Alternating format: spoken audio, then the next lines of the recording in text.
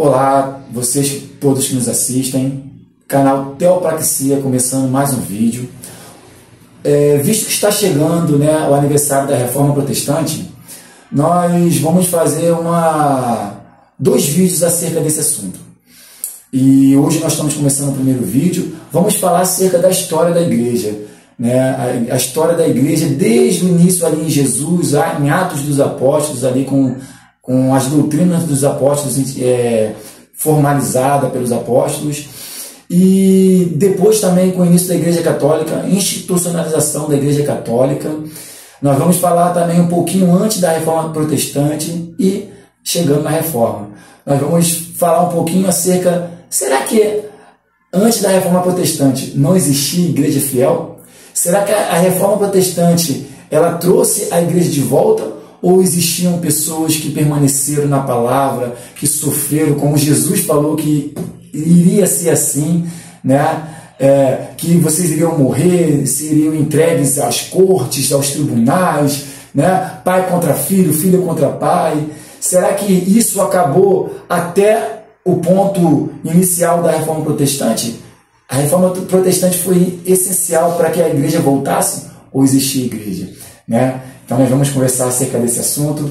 O nosso irmão Alberto vai responder algumas perguntas acerca disso. Nós vamos fazer aqui uma conversa construtiva. E vocês que estão nos assistindo, comentem, compartilhem, toque aí no sininho para não perder todas as nossas atualizações, E assim nós vamos fazendo a nossa conversa. É muito importante. Legal? Então vamos lá? Alberto, Jesus, no seu ministério, nos seus 3 anos de ministério, Jesus falou coisas maravilhosas, Tudo que Jesus falou, para nós entendemos que é a nossa doutrina, E Jesus falou algo interessante, ele falou que a sua igreja, ela continuaria tudo o que aconteceu com ele, A sua igreja, ela sofreria tudo que ele sofreu. Porque o servo não é maior do que o seu Senhor, foram as palavras do Senhor. Então, começando, como que foi esse início da igreja ali em Atos dos Apóstolos, Essa doutrina estabelecida, como que foi um pouquinho? Vamos falar sobre isso. Boa noite, você que está me assistindo, um enorme prazer. Boa noite que está assistindo ao vivo. Quem vai assistir outro dia também, bom dia, boa tarde. Seja muito bem-vindo ao nosso canal. Primeiro eu queria agradecer a todos vocês que têm comentado, têm curtido, têm mandado o seu feedback. Isso é muito importante para a gente, saber que esse conteúdo, que é tão importante, está sendo alcançado de diversas formas. Isso aí traz um benefício muito grande para a gente. E antes de falar isso, tocar nesse assunto, falar que quero agradecer, além de agradecer a todos, também falar o seguinte, nós, às vezes eu vi um comentário, nós às vezes não nos apresentamos como pastores, como teólogos, porque isso a gente não quer dar carteirada. Mas nós somos pastores, somos teólogos, nós temos formação, então nós sabemos aquilo que a gente está falando, aquilo que a gente prega, Muitas vezes algumas pessoas perguntam, mas vocês não falaram, muitas vezes a gente não precisa estar mencionando, porque muita gente quer se apresentar, sou pastor fulano de tal. Não é assim, a gente quer trabalhar em cima que o verdadeiro Senhor aqui é Jesus Cristo. É verdade. Mas entrando agora no assunto tão importante como a Reforma Protestante, a gente está entrando nessa data, 31 de dezembro de 1517, a gente vai comemorar mais uma data, para que é aniversário da Reforma Protestante, e é muito importante que você saiba como iniciou a igreja. Muitas vezes você pertence a vai ver tantas denominações, mas eu não sei como é que começou isso tudo. A gente não sabe quando foi o início e como que é importante a gente saber o início da história, Então, a igreja, ela inicia lá com Jesus Cristo, No 33 depois de Cristo, ali é estabelecida uma nova aliança. Por que era uma nova aliança? Realmente era uma promessa que o Senhor tinha, estabelecerei um novo testamento ou nova aliança, que é o que estava previsto lá em Jeremias, e ele vai se cumprir em Cristo. Você só tem uma nova aliança depois que o testador ele morre. Então, nós fazemos parte dessa nova aliança. Ali vai ter o início oficialmente a igreja de Jesus. A igreja pelo qual ele falou que os portões do inferno jamais prevalecerão contra ela. Então, para ser bem direto na tua pergunta, você falou, será que realmente a igreja onde muita gente entende, a igreja de Jesus ela começa ali na Reforma Protestante, ou começa com a institucionalização da igreja católica, ou qual é o marco inicial? Jesus fala assim, gente, que os portões do inferno da sua igreja jamais iriam penetrar. Ou seja, se você admite que um lapso temporal, como muitos segmentos falam, não, o evangelho só vai ser restaurado agora, de antes para trás não estava, né? Verdade. Tem muitos segmentos que tem, mormons, adventistas, que embarcam uma data exatamente daquela igreja. Então, no mínimo, Jesus foi mentiroso na sua fala. Você vai falar exatamente isso, quer dizer que houve um lapso. Como o irmão Birajara bem falou no nosso último vídeo, é muito importante que você entenda o seguinte: antes de você tocar no assunto igreja, que a gente, na teologia, a gente estuda como eclesia, né? Que a gente estuda como o estudo da igreja, né? Antes da gente tocar nesse assunto, é muito importante que você saiba o que é salvação, porque a gente falou várias vezes que a salvação está em Cristo. Consequentemente, você vira igreja. Igreja não é um templo físico. Igreja somos pessoas. Quando se inicia a igreja? Exatamente ali em Jerusalém. Ali começa a igreja do Senhor. E a partir disso aí, que começa a igreja do Senhor, então a gente vai ter todo o nosso ministério, né, das pessoas. Quando o apóstolo Pedro se levanta lá e começa a conclamar que as pessoas venham ao arrependimento, voltem para Cristo, isso tudo é o chamamento para a igreja. E a igreja começou ali em Jerusalém, o marco realmente... A primeira reunião. Exatamente, o marco local, se quiser realmente o marco local começa em Jerusalém, e dali vai se espalhando.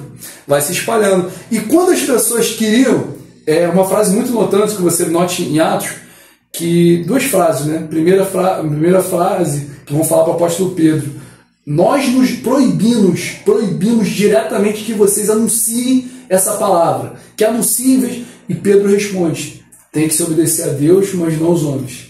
E a segunda frase que é bem institucionalizada também, é que Gamaliel ele fala, preste atenção, surgiu um e ele morreu e os discípulos se dissiparam. Palavra profética. Exatamente. E de alguém que não era cristão. Não era cristão. Falando, mas ele raciocinou correto. Falou, deixa que ele vai. Se for do homem, isso vai fracassar por si mesmo. Até porque eles não têm armas, não têm nada para si. Se eles fosse uma ameaça ao Estado, uma ameaça realmente, faria assim, mas eles são pescadores, são pessoas do povo que pegam pacificamente. Se isso não for de homem, vai se perder. Agora, se for de Deus, você pode fazer o que você quiser, mas nada vai, a não ser que você esteja disposto a lutar até contra o próprio Deus.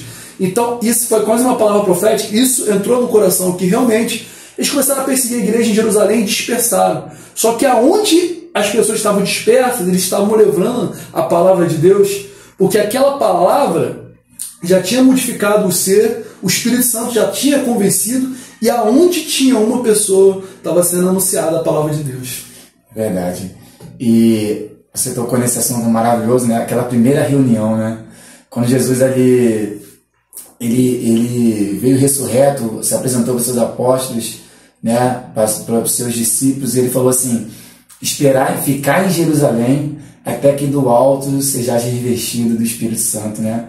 E eles ficaram naquela reunião ali, se não me engano, na casa de João Marcos, né? Na manhã de João Marcos, aguardando, orando, e no dia de Pentecostes o Espírito Santo desceu, né? O Espírito Santo veio sobre a igreja e foi aquele momento maravilhoso, único, né? Único, que não há nada a ver com os dons de língua, né? Foi um momento único em que o Espírito Santo desceu, falaram em línguas estranhas e os outros ouviam cada um em sua língua, coisa maravilhosa. A primeira reunião. Ali estava estabelecida a igreja. Exato. Igreja. Não foi como antes, porque a conversão é a carne e o sangue, ou seja, tem que participar da morte de Jesus. Antes eles não estavam convertidos. Jesus mesmo falou para Paulo, para Pedro: quando você se converter, confirma essa palavra aos seus irmãos. Ou seja, não estavam convertidos. Jesus morreu, ressuscitou, o Espírito Santo veio, agora a igreja é reconvertida. Agora sim, a igreja de Jesus. E assim, antes de se converter, eles falaram: Jesus está vindo, esse templo maravilhoso, derruba, não vai ficar pedra sobre pedra, derruba que eu vou levantar em 3 dias.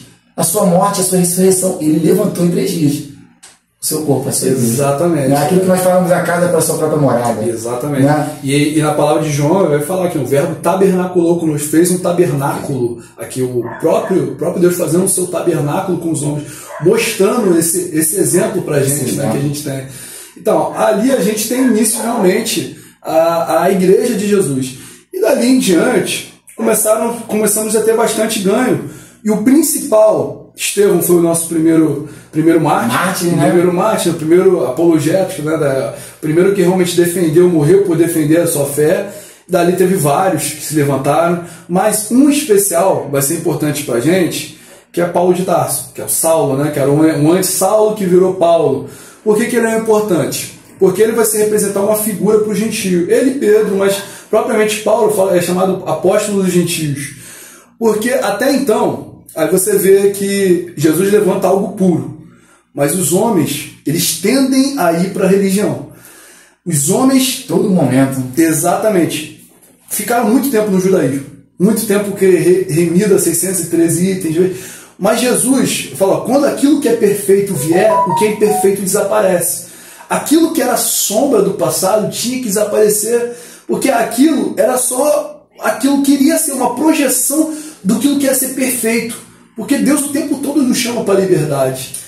E aí, por isso que Jesus escolhe Paulo, um judeu que era convicto dos fariseus, para se revelar por completo. E ele entende que o evangelho, de fato, trouxe para a liberdade. Só que ali, a primeira controvérsia que ocorre nesse início da igreja é essa controvérsia judaizante, que era saber, então, peraí, agora os gentios se converteram. Vamos fazer uma parêntese. Gentio é todo mundo que não é judeu. Então você que está assistindo vai falar, o que é gentio? Isso. Judeu está criado na lei, está seguindo. Quem é gentio? Todo mundo que não é judeu. Todo mundo que não segue a Torá, que não segue a lei. Então nós seremos gentios, somos gentios, né? Golins, né? Então, então a gente vai ter, então seremos gentios.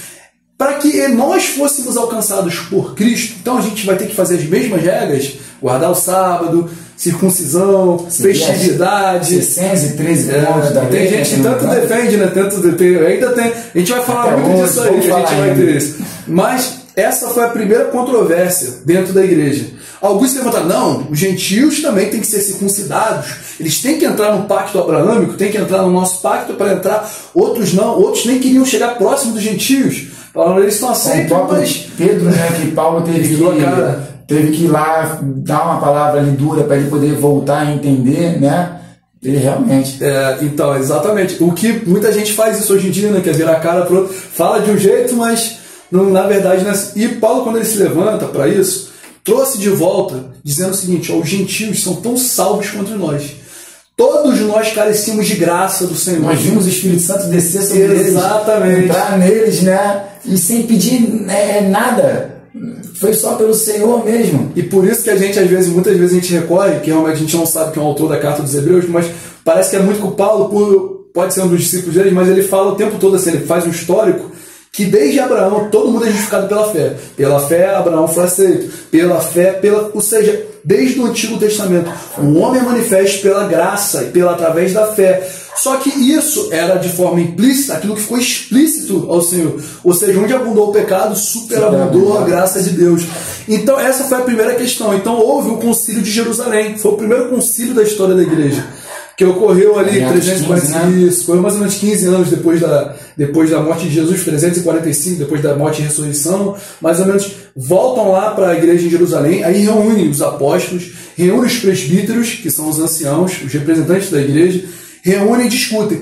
E ali vai falar no texto, em Atos 15, o que ficou estabelecido para os gentios. O que era a prática, né? O que ficou? Que era apenas para eles se manterem fora da imoralidade sexual, do sangue, da carne oferecida a ídolos, né? Se abstenham disso, se abstenham da idolatria, da carne, do sangue. Ou seja, são 4 itens ali que eram importantes, principalmente para o povo não entender como pagãos. Porque senão o povo vai entender que eles vão continuando adorando outros deuses. Então apareceu bem a eles e ao Espírito Santo. Então repare que o Espírito Santo, quando participa disso, ele fala, poxa, realmente, até para evitar o escândalo, né, para a igreja, para o outro irmão convertido. Então esses 4 itens foram o que foram primeiro. Tá? Então, vou ler aqui rapidinho, claro. Só para a gente contextualizar, né? Atos 15, aqui no 28, fala assim: pois pareceu bem ao Espírito Santo e a nós não impor a vocês maior encargo além destas coisas essenciais. Exatamente. Ou seja, só recapitulando um pouquinho, né? Maravilhoso isso, e a gente vai sair, vai bem longe, muito lindo. É lindo porque isso me converteu ao Senhor. Isso me trouxe de volta, ou ao contrário, né? Isso me tirou da escravidão da religião. E vocês estão ouvindo, né? Que isso também possa te tirar da escravidão da religião. E nós vamos também falar, né, acerca de que Jesus falou, de como que seria o relacionamento da igreja. Seria diferente da dos gentios. Sim. Não tem essa questão de superioridade, de comandar um ao outro. Pelo contrário, o maior tem que ser o menor. Quem quer ser o maior tem que estar lavando o pé. E é por isso que a gente não vem com título aqui para vocês, para falar, eu sou pastor, eu sou servo. Eu somos servos do Senhor. Irmãos que vamos ser para sempre, eternamente, irmãos. Né? Então, o Senhor demonstrou para a sua igreja o que ele queria. E ele escolheu 12 apóstolos.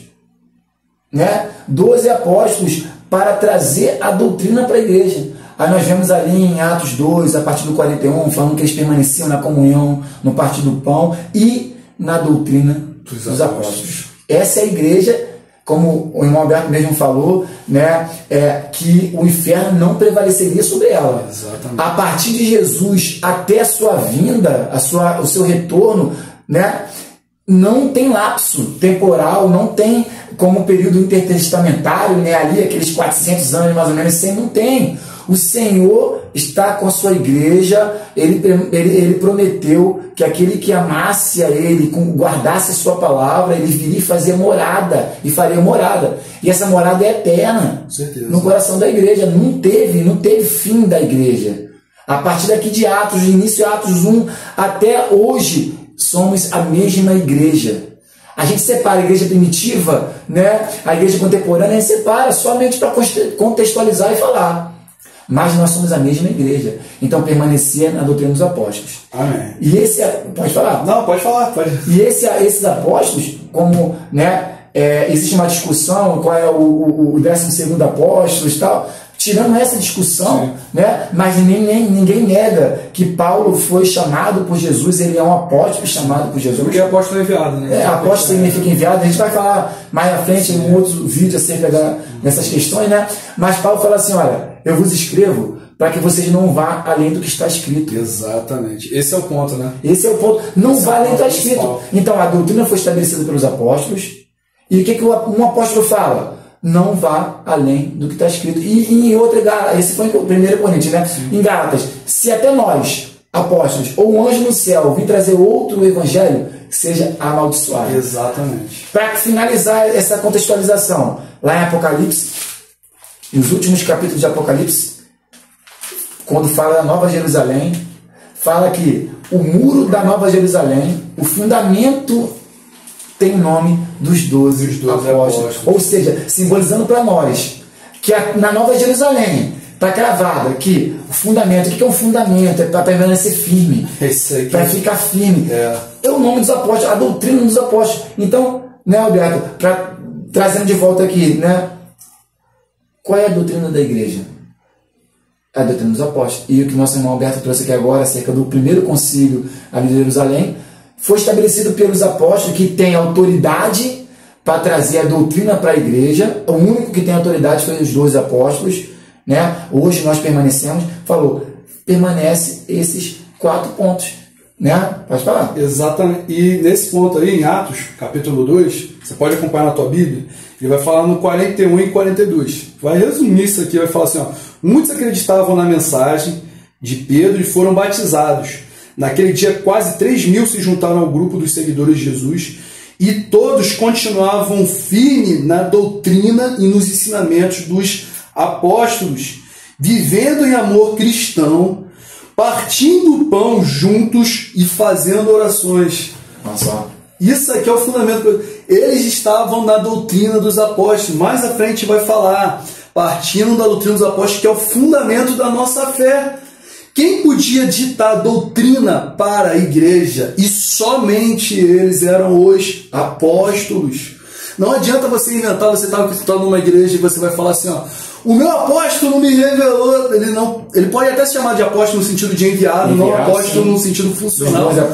Porém, nenhuma revelação vai cair dele para a doutrina, porque toda a revelação está aqui, ó, acabou, porque todo era para os apóstolos. E é mesmo que valia lá na igreja primitiva, vale hoje também. E não tem que inventar doutrina. Por isso que, mais uma vez, eu aposto, talvez que a gente mais bate na tecla, fala, se alguém falar um evangelho diferente desse, que seja anátema. Não dá. Se ainda que um anjo, ainda que nós mesmos, ele falou, nós, um anjo, acabou, porque o Senhor, Deus não é um Deus de confusão. Deus nunca foi Deus de confusão para mostrar aqui, para revelar um, para revelar para o outro. Deus não faz isso. Deus revelou uma vez por todas. Ele mandou seu Filho para o mundo, que é o reflexo da sua imagem perfeita, para que nós tivéssemos vida. E se nós conseguimos manter fiel ao que está escrito, a doutrina dos apóstolos, de fato, verdadeiramente você está sendo a igreja do Senhor. Aí que está. O segredo é esse, permanecer. Agora a tua pergunta, e a gente vai ver ao longo agora da história. Eu não li os pontos, né? Esqueci. Eu parei que esse assunto mexe muito comigo. Os 4 pontos, né, que ficou ali estabelecido é que vocês se abstenham das coisas sacrificadas a ídolos, isso, bem como do sangue, né? Então, a ídolos, bem como do sangue, né? Da carne de animais sufocadas e da imoralidade sexual. Se evitarem essas coisas, ficarão bem. Aqui, eles não estão falando, então você pode fazer todos os outros pecados. Não. Isso aqui é estabelecido a única regra, vamos dizer assim, lei estabelecida, regra, como regra, né? Princípio, esses 4. Esses 4, nada mais para a igreja de Cristo. Os gentios, né? Agora, os judeus como povo, né? As suas tradições, que foi dada pelo próprio Deus, e poderiam continuar com suas próprias leis. Agora, o que Jesus está dizendo? Eles não tinham que colocar encargos para os gentios para dizer que fazendo isso é servo, fazendo isso é igreja, se não fizer não é, como até hoje, né, quando falarmos sobre as tradições das denominações hoje, vamos falar isso, mas falando bem simplificado, né, não tem regra sobre o ombro de ninguém.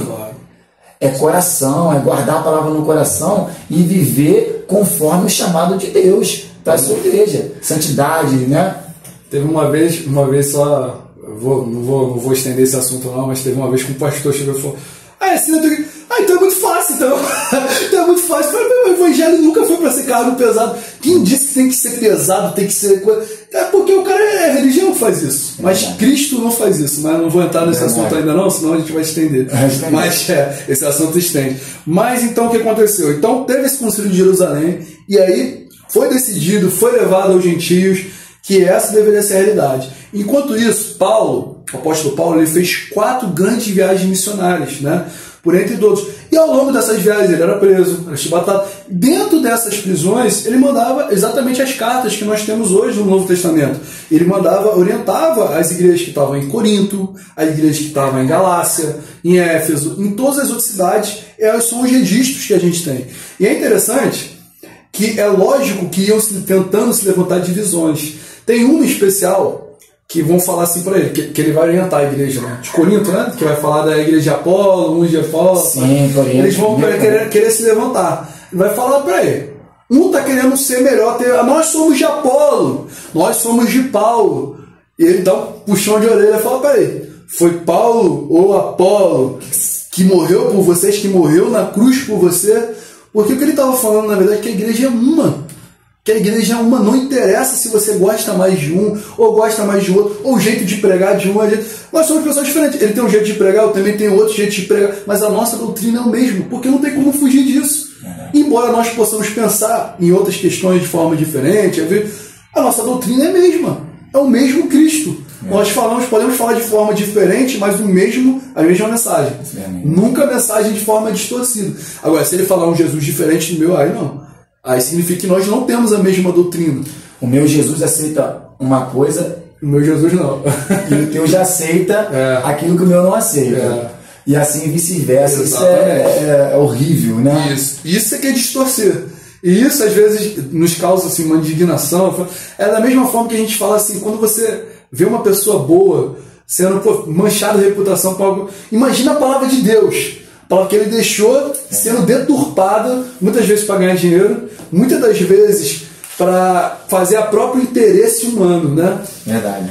Então a igreja foi seguindo e ela sempre enfrentava perseguições, ela estava sempre sendo odiada, mas em todos os momentos os apóstolos falaram para os seguidores: não levantem a espada, não é dessa forma que nós vamos morrer se for preciso, porém vou anunciar a palavra do Senhor.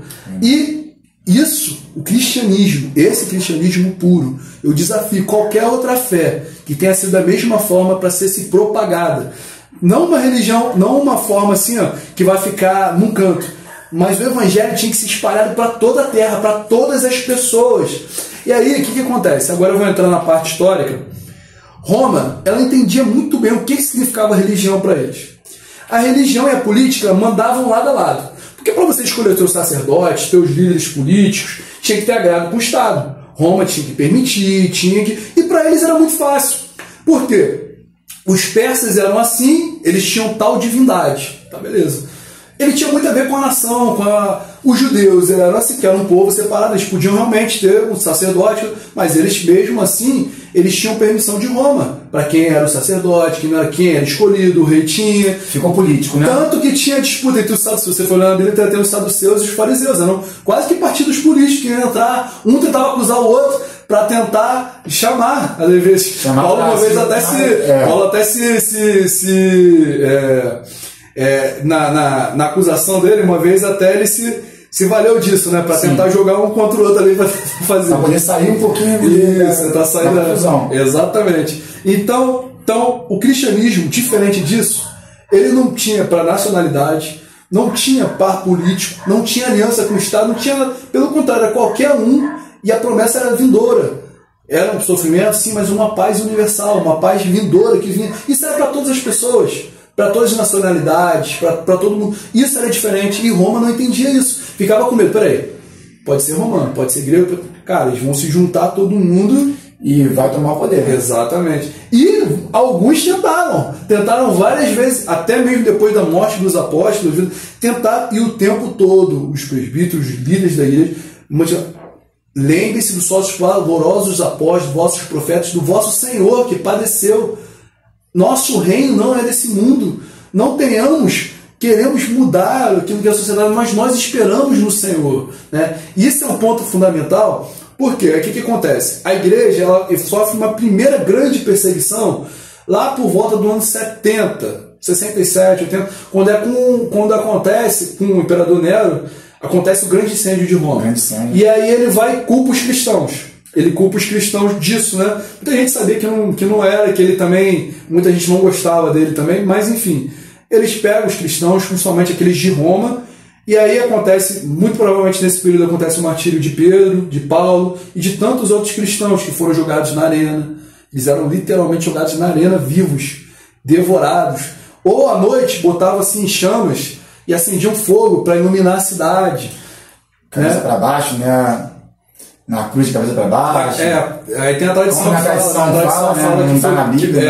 que Pedro tinha sido crucificado de cabeça para baixo. Mortes horrendas. Isso, né? Ou seja, era morte de verdade, irmão. Então, às vezes você reclama, que tá passando, você não sabe que os primeiros cristãos vinham e como que era o desejo deles, na verdade, disso. Porque eles entendiam que, por eles estarem passando por isso, significa que o Senhor estava provando a vida deles. Cumprindo o que estava descrito, o que Jesus falou, né? E posteriormente foi descrito, né? Exatamente. Que iam padecer por causa dessa palavra.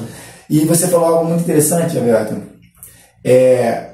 Todo problema veio por causa da busca do poder. Exatamente. O homem, ele deseja o poder sobre o outro. Sim. O homem, ele quer controlar o outro. Mas Jesus, né, ele falou, não vai ser assim com vocês. Isso. Naquele diálogo de Jesus ali com a mulher, né, dos filhos de Zebedeu, né, de João, Filipe e João, ele falou, Senhor, deixa que um senta de tua direita, outro senta de tua esquerda. Jesus começa a explicar para ela, e ele fala assim, ele fala algo muito interessante, né? Mas entre vocês não será assim. No início ele fala, vocês sabem bem que os governadores dos povos os dominam e que as maiorias exercem autoridade sobre eles, ou seja, autoridade, poder, né? Ou seja, nos gentios, né, o termo que era utilizado, os gentios, eles um dominavam sobre o outro, exercem poder sobre o outro. Aí Jesus falou, olha, mas entre vocês não será assim, pelo contrário, quem quiser tornar-se grande entre vocês, que se coloque a serviço dos outros.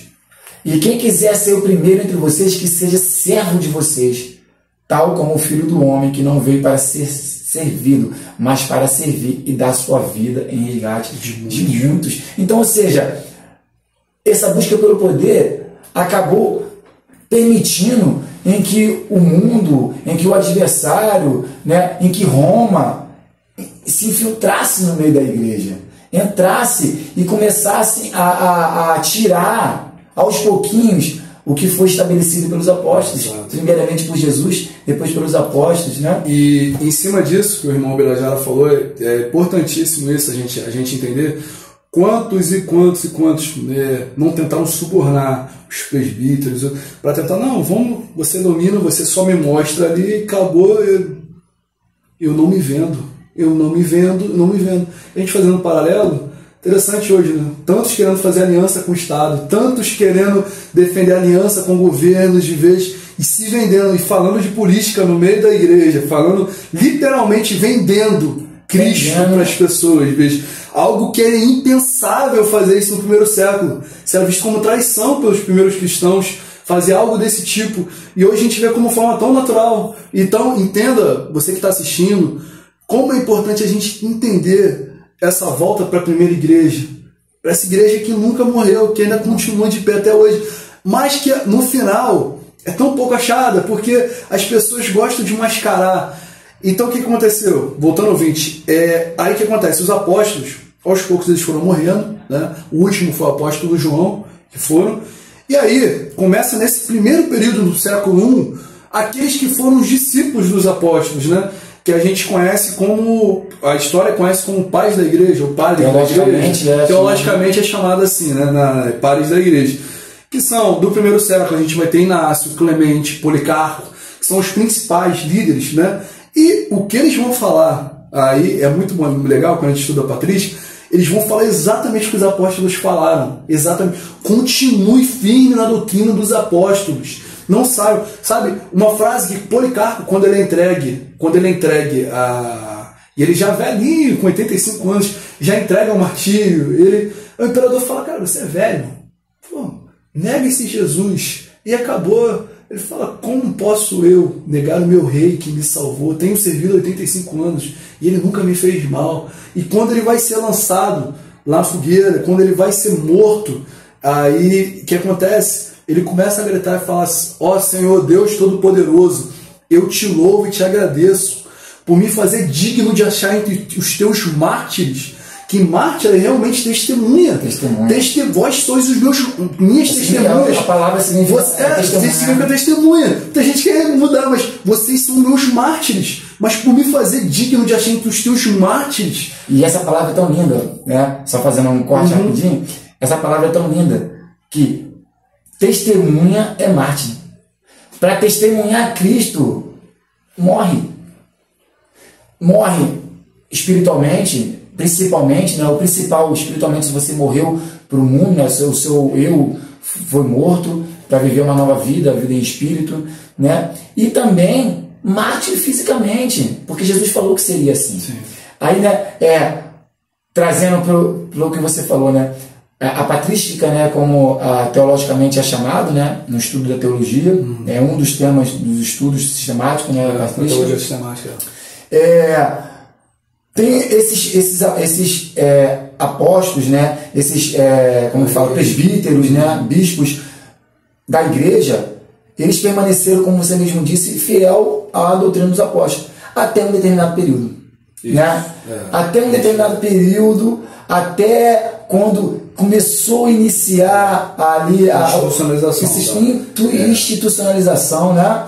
E como foi esse período? O que aconteceu? Né? Dentro da patrística, como ele falou, né, a teologia a gente divide, né, em sistemática, filosófica, bíblica.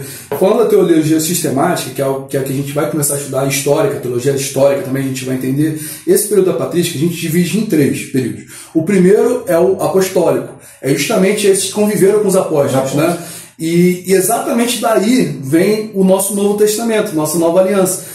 Tá, ou seja, porque um dos critérios lá na frente que a gente vai ver, quando a gente falar de bibliologia, de como que formou o cano, é justamente isso. Ou ser apóstolo, ou ser alguém bem próximo ao apóstolo, ninguém mais que isso. Então, dentro desse primeiro período, a gente vai entender os pais apostólicos, ou seja, esses escritos, Inácio, Clemente, Policarpo, Pápias também, ou seja, só que Pápias é do 2º século, só que ele viveu no primeiro. Depois, no 2º século, a partir da morte dos apóstolos, a gente vai ser os apologéticos, né? Os polemistas. Os apologéticos, o que é apologia? Daqui a gente entende. Apologia é defesa da fé. Isso que a gente fala é arena apologética, tudo apologético, é tudo defesa da fé. Mas o que era defesa da fé? Dos ataques externos. Porque dentro desse período que a gente vai ter, vai se levantar, na verdade sempre se levantou na história da igreja, sempre, né? Muitas heresias, tentando pegar o evangelho. Não foi. De Pedro, né? Falando que nos últimos dias sobrevirão, ele começa a falar que já tinha alguns ali desvirtuando o ensino de Cristo. O próprio apóstolo João, ele vai falar que o espírito do anticristo já opera, ele não se manifestou ainda, porém o espírito do anticristo já opera naquele meio. Existiam vários, eu podia citar para vocês aqui, ficar muito texto, mas ia ficar muito tempo, mas vários. Os gnósticos, tinham os ebionitas, que na verdade queriam voltar para os judeus, falaram que Paulo apostatou da fé, não viam. Existiam vários, queriam guardar o sábado novamente.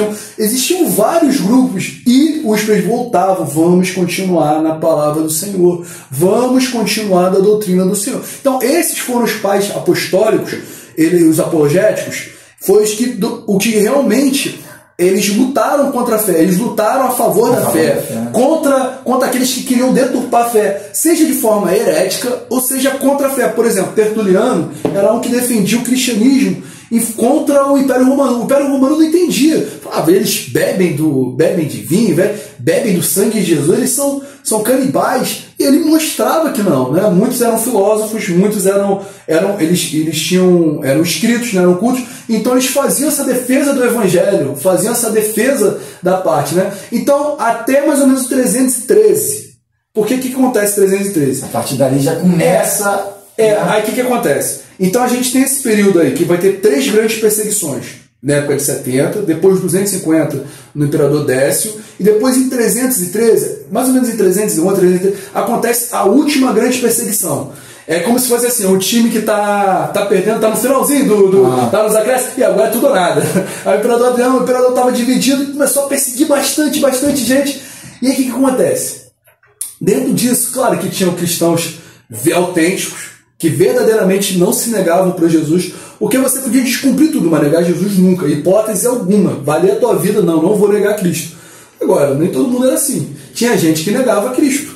Tinham pessoas que, na hora da tribulação, toma aí, tem cristão ali, eu tenho que negar, eu tenho que adorar quem? A Minerva, então eu vou adorar, vou me prostrar, beleza. Quando acontece 313 lá, acontece realmente, acabou a perseguição para os cristãos, e é dado liberdade de culto. Aí ainda é a mesma igreja do jeito que está. Mas o que acontece? Antes, a igreja está sendo perseguida, os irmãos não se falavam, porque era a igreja de Antioquia, a igreja de...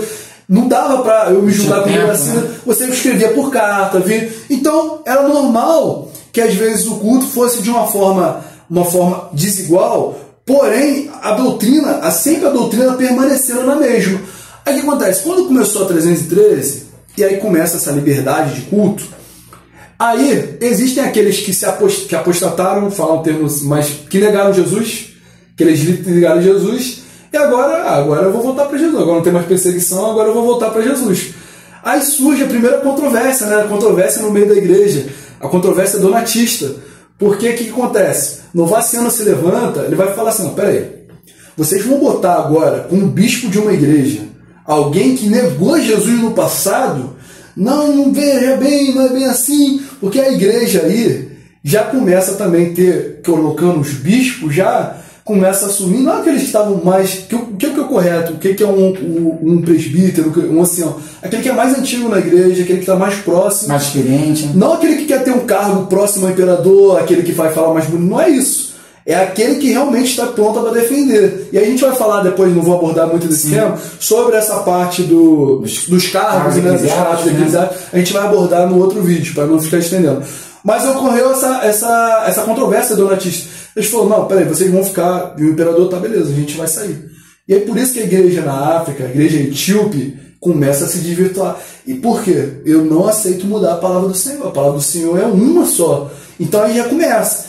E aí vai começando até que em 380, aos pouquinhos, 380 literalmente é institucionalizado pelo imperador Teodósio I, aí literalmente o cristianismo passa a ser a religião oficial do império. Antes disso, Constantino, ele tentou de todas as formas. Porque o que acontece? Constantino, ele morreu fraco, na verdade. Ele morreu pagão. Ele era pagão, a mãe dele era cristã, a tradição fala, né, que é a Mônica, muita gente fala Santa Mônica. Ele precisava, ele queria unir o império. O império já estava fragmentado. Até porque a tendência dos impérios era muito grande. Quando você tem um império que se expande bastante, a tendência dele é fragilizar. Então, ele admirava o cristianismo num sentido que o cristianismo resistiu às perseguições e ele manteve impacto. E aquele olhar humano... Ele queria aquilo para ele, né? Exatamente. Ele queria e falou, poxa, o cristianismo deu certo em alguma coisa. Só que aquele olhar humano sobre algo divino. Ou seja, aquele olhar, vou tentar entender essa fé aqui. Só que aí, dentro desse meio, a igreja, ele sofre alguns ataques heréticos. Aí ocorre o primeiro... Muitos caindo, né? Exatamente. Porque aí agora... Todos os bichos estão próximos. Exatamente. Aí agora começa a discutir outras questões que a gente não podia. Aí dentro disso se levanta, por exemplo, uma questão cristológica, que vai culminar no primeiro concílio de Nicéia, que é justamente em 325, que é justamente a questão do Ário. Do bispo do Ário. Então ele vai começar a questionar a figura de Cristo. Qual é a natureza de Cristo? Esse foi o grande paradigma. Constantino não quer ver a igreja dividida. Por quê? A igreja dividida... Ele vai querer dividido também. Né? Exatamente, vai começar. Quer dizer, ele não tinha interesse no cristianismo. Não. Ele tinha interesse em preservar o governo dele. Exatamente. Né? Então, já que ele está trazendo os cristãos, na verdade, né, os cristãos fiéis nunca se desvirtuam, né, como nós falamos. Sim. Mas ele trouxe para si os cristãos, vai deixar os cristãos se dividir. Exatamente. Ele foi e chamou o concílio, né, para poder, não pensando, vou me converter, eu quero que os cristãos permaneçam na palavra. Não. Ele queria, tá nem aí tanto que ele quis mudar muitas coisas, né? Então, e agora é importante você que está assistindo, muita gente entende errado o concílio de Nicéia. E outra coisa, antes de falar, eu vou referenciar um livro muito bom, esse aqui do Timothy George, que vai falar a teologia dos reformadores. Essa aqui é muito mais baseada na Baixa Idade Média, mas Alistair McGrath também, Teologia Sistemática, que são livros que realmente vão contextualizar o período histórico. Muita gente entende errado o concílio de Nicéia. Alguns viram aquele filme do Código da Vinci, começam a falar, Constantino quantas vezes não escutou isso? Constantino é que escreveu a Bíblia, que falou que tal livro entraria e não entraria. Parou. Por quê? Nós temos os historiadores Eusébio de Queiroz, temos vários bispos que participaram literalmente do concílio de Nicéia, e aí eles podem falar, a gente tem registro do que foi o concílio de Nicéia. A Bíblia em questão ela não foi falada nesse período. Nós já tínhamos o Novo Testamento que era tradicionalmente estava para os cristãos, os livros que eram mencionados. Porém, oficializado a gente só vai ter mais tarde, no Concílio da Macedônia, muito mais tarde isso. Mas não no Concílio de Nicéia. O que aconteceu no Concílio de Nicéia? Foi uma questão cristológica, para tratar da natureza de Cristo. Se Jesus é Deus, se Jesus é só homem, se ele era um anjo, ou seja, Ário, quem levanta primeiras vezes isso? É importante notar isso. Ário é o arianismo, ele questiona isso, baseado num texto que ele era mal traduzido, ele não entendeu muito bem, e ele começa a entender que o Filho, na verdade, ele era um Deus, mas era um Deus inferior. É mais ou menos o pensamento os pensadores que tem SJs, outras seitas, outros segmentos, né? Então eles tinham essa ideia sobre Jesus. Então Constantino ele reúne todos dentro de um concílio. Esse foi o principal tema. É claro que tratou outros, mas esse foi o tema central. E tratou e chamou os bispos para tentar resolver essa controvérsia, foi chamada controvérsia ariana, que dividiu muita gente. dividiu uma parte da igreja de Antioquia, uma parte da igreja... Porque existiam duas grandes escolas, né? A escola criada por Orígenes, que era a história alegórica, o método alegórico, e a escola alexandrina, que era o método mais literal. Então, existiam dois tipos de bispo, do Oriente e do Ocidente, que eles debatiam sobre isso. Então, quando ele convoca, e aí um nome principal do Concílio de Nicéia é Atanásio, né? É um dos pais da igreja também, e ele começa a defender a respeito disso. Ele fala, olha, se Jesus não é Deus, então aquilo que a gente está fazendo para ele, que é adorar, que é chamar de Senhor, isso é idolatria. Você está caindo na idolatria, porque você está fazendo isso para uma criatura. E se ele for uma criatura, ele não conseguiria salvar ninguém. Porque como pode uma criatura redimir uma outra? Só que ele mesmo, lá em Colossenses, vai falar que ele é antes de todas as coisas. Se ele é antes de todas as coisas, ele é antes do tempo. Se ele é antes do tempo, ele é atemporal, não tem início. E essa parte é interessante para você ver como se transforma a igreja institucionalizada católica. Exatamente. Né? Qual é o nome desse... Do Concílio de Nicéia? Não, desse... Atanásio, né? Ele falou que se Jesus não é Deus, nós estamos adorando a Ele, prestando homenagem a Ele, nós estamos cometendo a idolatria. Exato. Então você vê como ela, até então, iniciou-se, né, a transformação institucionalizada, iniciou ali em 313, né? Deu a abertura, na verdade, para a liberdade, né? Mas ainda tinham pessoas que estavam lutando sim. Contra, como foi falado, nós estamos falando da questão histórica, né? Da questão teológica, né? Sobre os concílios e sobre como a igreja foi lutando, mas, né? Porém, até o período depois que se institucionalizou em 380, depois de 380 de Cristo, 380 se transforma em religião oficial. Isso. Mas até que depois dali, a igreja, de verdade, ela permaneceu. Claro, permaneceu, isso, né? A gente vai falar, claro. E a gente vai falar depois, né? Sim. Muitos morreram porque não aceitaram aquilo ali, porque justamente vai contra o que Jesus falou. Sim. Vai tudo contra aquilo que o Senhor falou. Não vai ser assim, vocês não vão ser maior do que ninguém, vocês vão ter que servir e permanecer na doutrina dos apóstolos, né? E nós vamos falar acerca disso. Né? Isso. Aí, dentro desse período aí, de 325 até 380, gradativamente ocorrem as mudanças. O que acontece? Do Concílio de Nicéia, tem dois grupos ainda dentro da igreja que eram permitidos, que eram chamados os católicos. Preste atenção nesse nome. O que eram católicos? Eram universais. Esse nome católico é universal. Né? Não aquele universal, mas não, a igreja católica, toda a igreja. Não, ali eram. O que eram os católicos? Eram os universais, porque eram gregos, romanos, veja. E ainda existiam os arianos, eles eram permitidos ainda, nesse período. Então tinha separação, os católicos e os arianos. Exatamente, dentro dessa igreja. Então ela tinha, ou seja, quem ganha realmente ali começa os católicos e os arianos. E os arianos eram permitidos por quê? Porque o próprio Constantino, isso pouca gente sabe disso, ele acreditava na tese do Ário. Ele era ariano. Ele foi batizado por um bispo ariano, inclusive. E várias vezes ele perseguiu Atanásio. Muitas das vezes ele queria voltar para o concílio daquilo que foi defendido. Ou seja, o concílio de Nicéia para ele não foi muito legal, porque ele não acreditava, na verdade, na Trindade. Ele não acreditava em nada. Não acreditava, mas ele achava que aquilo favorecia mais ao paganismo, porque ele não entendia, ele pretendia isso. Então ele tinha a ideia mais do Ário. Vários deuses. É uma diferença de tríade para trindade. Sim, né? sim. Diferente isso. Isso eu também não vou entrar ainda, ouvintes, os espectadores que estão vendo, porque essas partes doutrinárias a gente vai entrar ainda, mas hoje o intuito é falar da história da igreja. Né? Então eu vou tentar falar de uma forma mais resumida essa parte teológica, mas é importante que você saiba que teve esses dois grupos, só que depois, o que acontece? Depois da morte de Constantino, aí sim, só fica o grupo católico, Porém, aos poucos, vai se mudando muitas coisas. Por exemplo, ali nesse intervalo que acontece a festividade do Natal, é discutida. Eu também não vou entrar muito para não ficar muito a fundo, mas o Natal, aquele 25 de dezembro, entra depois para 350, começa a ver essa ideia em 350, porque ali era o culto ao deus Mitra, ao deus Sol, e aí transforma essa data para o nascimento de Jesus. Não, vamos falar o dia do Sol em vista. Justamente por isso que ele queria o Ário, né? Porque ele conseguia encaixar, porque na verdade ele queria fazer uma transformação no Império. Opa, os cristãos estão crescendo, o cristão, como você falou, ele perseverou, eu quero essa perseverança para mim. Isso. Só que calma aí, eu tenho que agradar também os agradadamente pagamos. Isso. Porque é o que ele acreditava. Sim. Então ele começou a minar. Então, justamente, né, para a gente poder finalizar esse primeiro período, né? A gente queria falar mais, a gente começa a conversar bastante. Já começa, né? Mas vai ter, vocês que estão nos assistindo, vai ter a segunda parte desse vídeo, né? Semana que vem vamos iniciar a segunda parte desse vídeo. Vamos ver se a gente consegue terminar na segunda parte.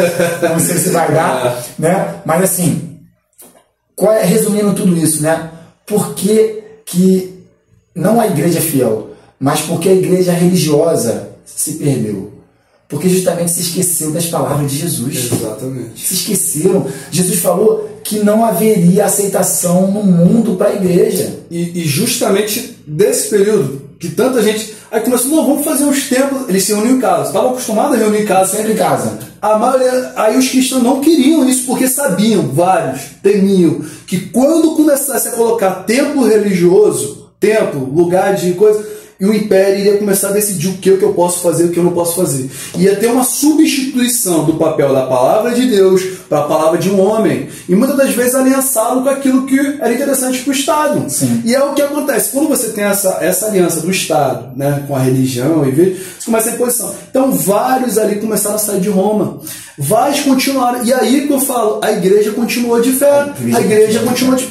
Institucionalizou o catolicismo, no caso 380. A igreja estava lá de pé fora, porque viu que dentro daquelas quatro paredes, a eclesia estava... Porque ele viu que nessa institucionalização eles estavam indo fora da palavra. E quando eu vou fora da palavra, eu deixo de ser cristão. Eu começo a ser religioso. Aí, esse é o processo que sai do cristianismo para o início da institucionalização da religião cristã. Que aí, no início agora é o catolicismo, que a gente está falando agora do início do catolicismo, né? Que ele vai ser realmente, ali sim, vai ser começar a criar a igreja católica, no ano 380. E aí a igreja católica é vista universal, apostólica, dita, resumindo, que seguir a doutrina dos apóstolos, como a gente falou, e romana, porque aí veio da tradição, de falar e dizer, a tradição... dita porque Roma sobressaiu, então Roma deveria controlar tudo. Deveria ter o tipo de que Jesus falou que não seria dessa forma igual a gente. Exatamente. Então, irmãos, amados ouvintes, esses são temas muito importantes. E sempre que vocês ouvirem isso e vocês quiserem entender algo, entenda. A palavra de Jesus é a nossa regra de fé e prática. Regra de fé e prática, a palavra. Por que se desviaram? Porque se esqueceram justamente do que Jesus falou.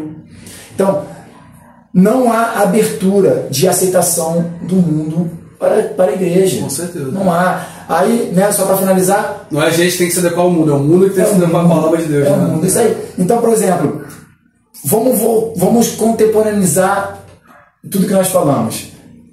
Tudo tem acontecido de novo. Por que é briga?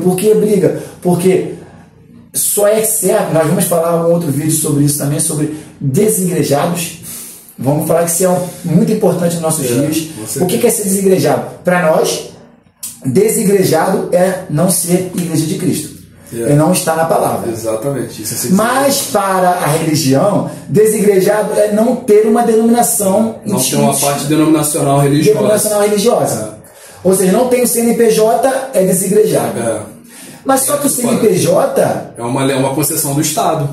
É uma aceitação do Estado. Novamente, uma aliança do Estado, como tinha de Roma. Aí a igreja cristã protestante, que nós vamos falar no outro vídeo, a igreja protestante está fazendo tudo aquilo que eles falam mal da igreja católica apostólica romana. E justamente por não olhar para isso aí, para o passado, o que foi. Não olhar para o passado. Exatamente. Não é? Exatamente. Porque se falam mal que institucionalizou a idolatria, institucionalizou isso e aquilo, mas, se aqueles que querem viver somente a palavra, que a palavra diz que nós temos que ser perfeitos em unidade, não divisão, Paulo e Apolo, você é de Paulo? Roberto, você é de que igreja? Brajara, você é de que igreja? Mas Paulo e Apolo? Como que é isso? Não, eu sou de Cristo. Se você não, hoje em dia não é mais importante você falar eu sou de Cristo. Não, de Cristo nós tem que ter uma Sou da igreja de Jesus, mas qual Jesus? Qual Jesus, mas né? qual que vai, qual então que é isso que nós vamos fazer, não percam o próximo vídeo, nós vamos falar acerca disso, tá? E nós prometemos chegar até pós-reforma. Até pós-reforma. Falar sobre a reforma. Será que a reforma é isso tudo mesmo necessário para a igreja? Será? Então, não percam, tá bom? Então, mais uma vez, comentam, compartilhem aí, por favor. Curtam, porque eles estão querendo visibilidade. Não, nós queremos que a palavra de Deus ela alcance mais e mais ouvintes. E para isso, o YouTube ele precisa saber que o conteúdo está sendo relevante. Então, quando tem um comentário, quando tem ali uma curtida, está mostrando para o YouTube, olha, pode mandar para mais gente que vocês vão gostar. E falar uma coisa também para você. Eu não concordo, meu pastor tem uma opinião. Pode chamar, a gente está aberto, qualquer debate, mas olha só vale isso aqui, ó. Palavra. Porque a gente está embasado aqui. Tudo que eu estou falando, tudo que ele está falando, a gente mostra na palavra. Tudo, absolutamente tudo. A gente mostra tudo.